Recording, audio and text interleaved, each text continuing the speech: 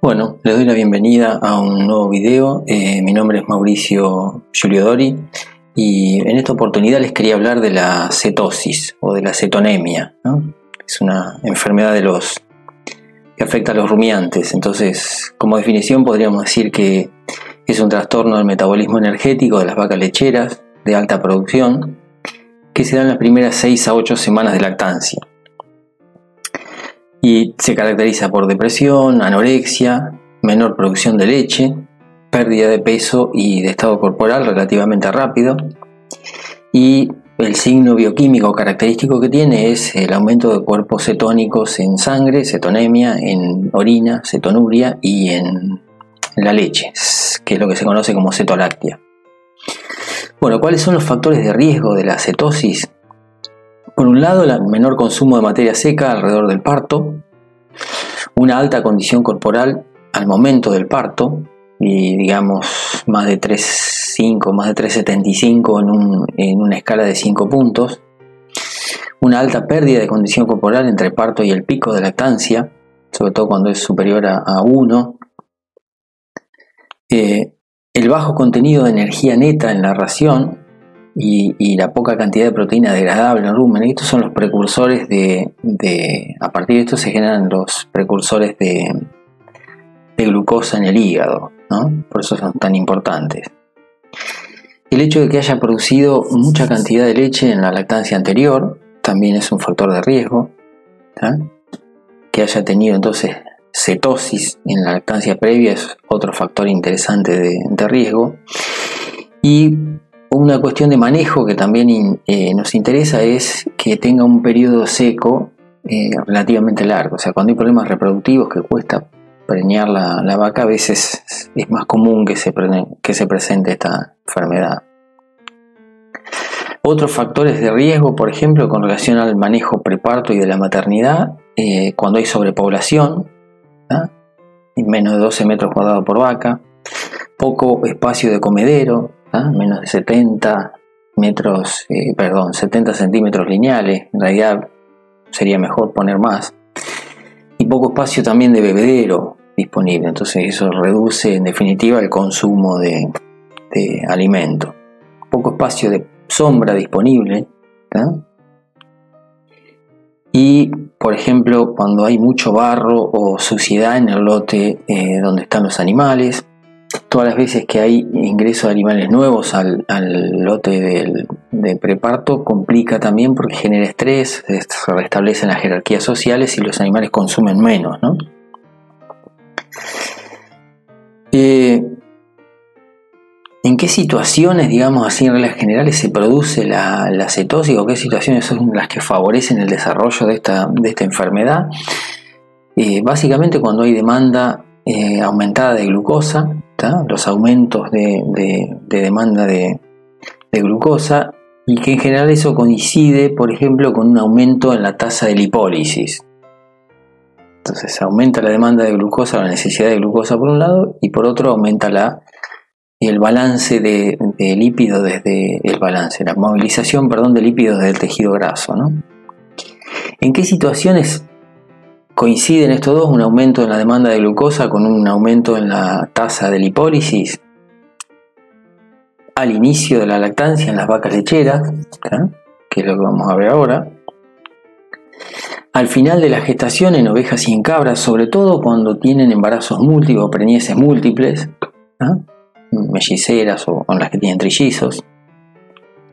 Y también podría ser al final de la gestación en vacas de cría, sobre todo cuando los animales tienen buen estado corporal, han recibido suplementación y de repente se quedan prácticamente sin alimento de calidad.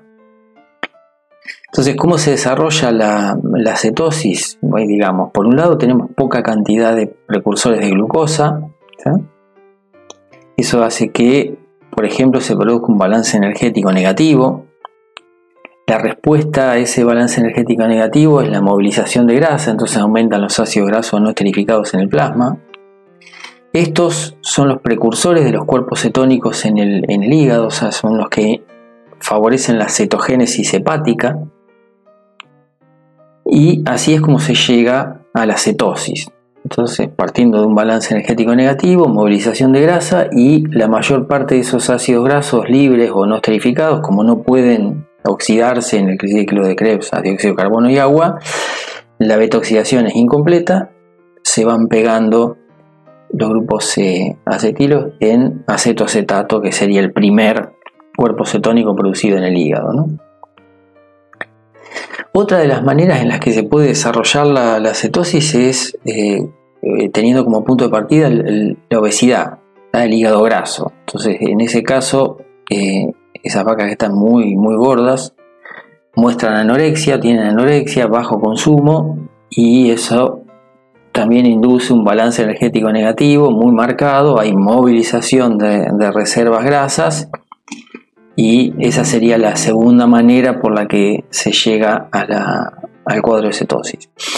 Una tercera forma sería cuando los animales consumen un ensilaje cetogénico, ¿tá? Que es un ensilaje que en vez de una fermentación de tipo láctico tiene una fermentación butírica, ¿tá? Esa fermentación butírica hace que aumente mucho la concentración de ácido butírico en el ensilaje, y cuando es absorbido a nivel ruminal se transforma en beta-hidroxibutirato. Entonces ahí la cetogénesis no es hepática, sino ruminal. Entonces, por cualquiera de esos tres mecanismos se llega al cuadro de cetosis. Con relación al periodo de riesgo, ¿cuál es el periodo de riesgo? Y fíjese que está relacionado al parto, pero se da en las primeras 6 semanas, más o menos 8 semanas después del parto. La cetosis de tipo 1 podríamos decir que está entre la tercera y sexta semana de lactancia, que es la cetosis típica, y después tenemos la cetosis de tipo 2, que se da en las 2 primeras semanas después del parto, ¿tá? Entonces vamos a ver qué es la cetosis de tipo 1. Es un cuadro que afecta a vacas 3 a 6 semanas posparto, vacas que están flacas, ¿tá? Con una condición corporal menor a 3, que tienen alta concentración de beta-hidroxibutirato, baja glucemia, ¿bien? En el posparto, los niveles de glucosa en sangre son inferiores a 50 miligramos por decilitro, y los dihidroxibutirato superiores a los 12,4 miligramos por decilitro. Y este tipo de cetosis, la de tipo 1, que era la cetosis del pico de lactancia tradicional, es más común en las vacas que están suplementadas, ¿tá? Porque cuando reciben suplementación es muy difícil controlar la acidosis subclínica. Entonces son animales que tienen un consumo irregular, digamos. Entonces eso favorece el desarrollo de la cetosis de tipo 1. Lo que habría que hacer acá es mejorar el manejo nutricional durante el posparto, digamos, para asegurar a los animales que tengan un mayor consumo de materia seca. Una opción sería usando la dieta totalmente mezclada, ¿no? Con relación a la cetosis de tipo 2, en este caso el cuadro afecta a vacas que están gordas, y eso se produce en las 2 primeras semanas después del parto, en las 2 primeras semanas de lactancia. Son vacas que llegan al parto con condiciones corporales superiores a 3,75, entonces al momento de hacer el diagnóstico tienen por lo menos una condición corporal de 3,5 más, ¿tá? Son vacas gordas, tienen altos niveles de hidroxibutirato, también tienen bajos niveles de glucosa en el posparto. Estas, una de las características es que ya estaban movilizando grasa antes del parto, entonces tienen ácidos grasos no esterificados altos durante el preparto, 1 o 2 semanas antes del parto, ¿no? Y esto, bueno, es muy común, o más común por lo menos en las vacas que reciben la dieta totalmente mezclada. Y este tipo de cetosis de tipo 2 va acompañada de hígado graso. La cuestión esta de cetosis de tipo 1 y de tipo 2 se está tomado desde la diabetes de tipo 1 y tipo 2 en humano. En la diabetes de tipo 2 en el humano va asociada a la obesidad, y asociado a la obesidad tenemos un cuadro de insulinoresistencia que es similar a este. La de tipo 1, que es parecida a la diabetes de tipo 1, digamos, en la diabetes de tipo 1 en humanos hay deficiencia en la secreción de hormona de insulina, entonces no cumple su función. En el caso de la cetosis no hay una falla en la secreción o en la acción de la insulina. El problema es que la dieta es pobre en precursores de glucosa, por lo tanto los niveles de glucemia son bajos y no se estimula la secreción de glucosa, ¿no? De insulina, perdón. En este caso, en la de tipo 2, lo que habría que hacer es mejorar el manejo nutricional preparto, ¿está? Para evitar, digamos, tener vacas gordas al momento del parto. Entonces, las diferencias entre la de tipo 1 y la de tipo 2, digamos, la de tipo 1 es la clásica del pico de lactancia, hay baja insulinemia porque hay poca cantidad de precursores de glucosa, entonces hay una especie de hipoglucemia crónica, entonces no se activan las células beta del páncreas, no se secreta insulina prácticamente. En la de tipo 2, que esta va acompañada del síndrome de vaca gorda, hay un hígado graso en este caso, ¿tá? Y en esta se produce entonces, como les decía recién, una insulinoresistencia, porque hay altos niveles de ácidos grasos no esterificados antes y después del parto, y ese excesivo engrasamiento corporal se acompaña entonces de aumento de glucemia y de altos niveles también de insulina, pero hay resistencia a la insulina. O sea, los niveles circulantes son altos, pero no cumple su función, digamos, los tejidos no le responden.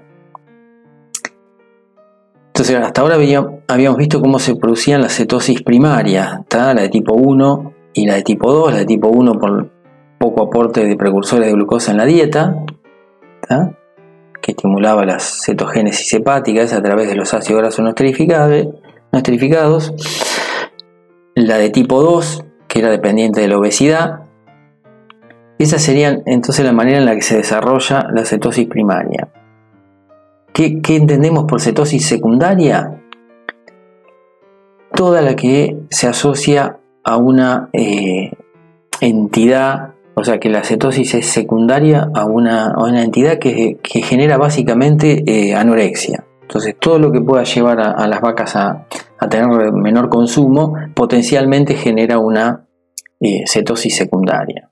Acá como ejemplo yo les había puesto hipocalcemia, por ejemplo, metritis, mastitis, acidosis, cojera, ¿tá? Problemas de pata, cualquiera de esas enfermedades puede generar una cetosis secundaria. O sea, todas estas enfermedades que les decía recién van acompañadas de una cetosis secundaria porque disminuyen el consumo. Entonces, disminuyen el consumo, se produce un balance energético negativo, moviliza ácidos grasos no esterificados y eso en el hígado son los precursores de los cuerpos cetónicos.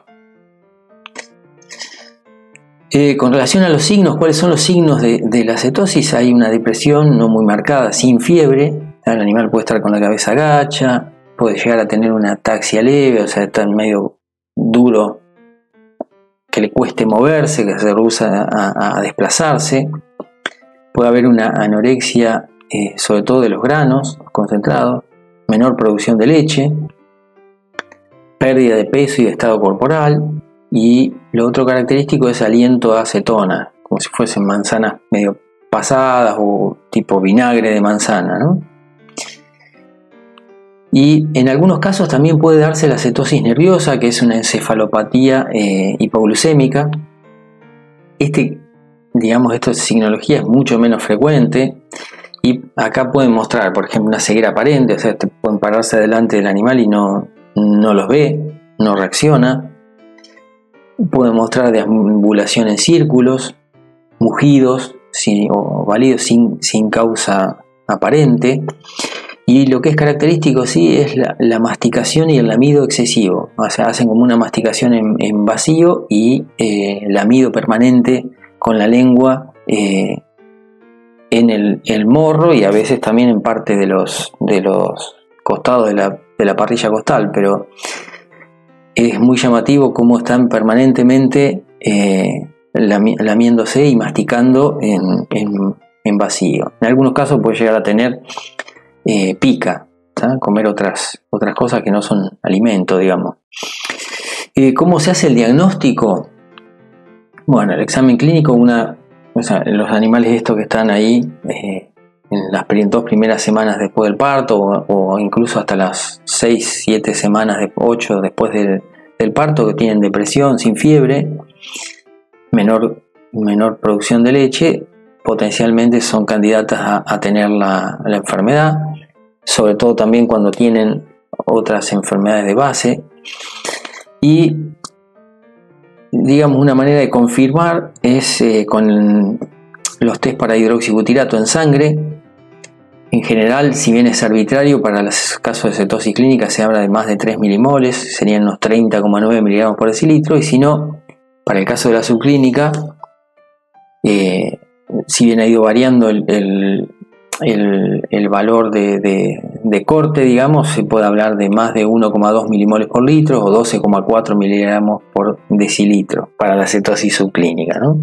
Se toma una muestra de sangre y ahí están los aparatitos. Esta es una foto que tomamos nosotros.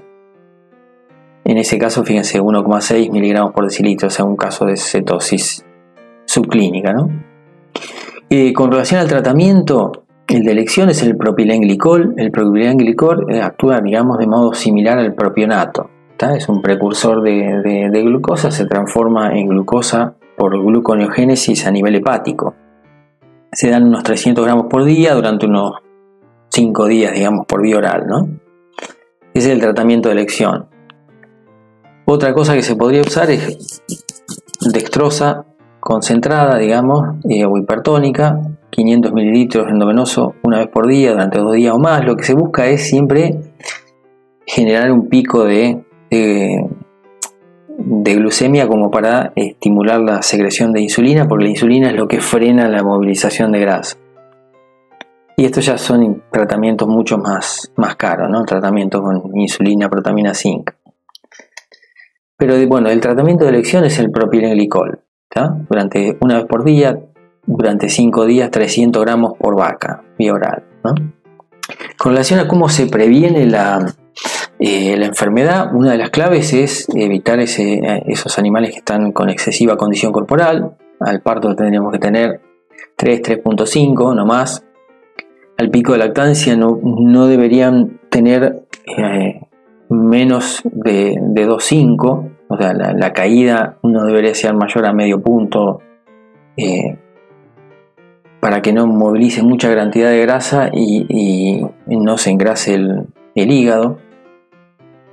Y lo que se busca es siempre maximizar el consumo, tanto preparto, por eso era preferible usar una dieta totalmente mezclada, con buena calidad, ¿tá? Cuanto menos cambios haya de ración, mejor, porque eso hace que el consumo sea más estable. Se podría usar la suplementación con monensina, ¿tá? Que es un estabilizador de consumo. Y en los casos así ya que los rodeos son complicados, se podría hacer suplementación con propilenglicol o propionato de calcio. Las son de 100-150 gramos por día, ¿no? Durante el preparto y la fase del periodo de riesgo, digamos, de la cetosis, ¿no? Entonces, ¿cómo se podría evaluar, digamos, el grado de cetosis a nivel del rodeo? Lo que habría que hacer es determinación de hidroxibutirato en sangre, por ejemplo, a 12 vacas entre 5 y 50 días posparto. Y supónganse que ustedes tienen un nivel de alarma de un 10%.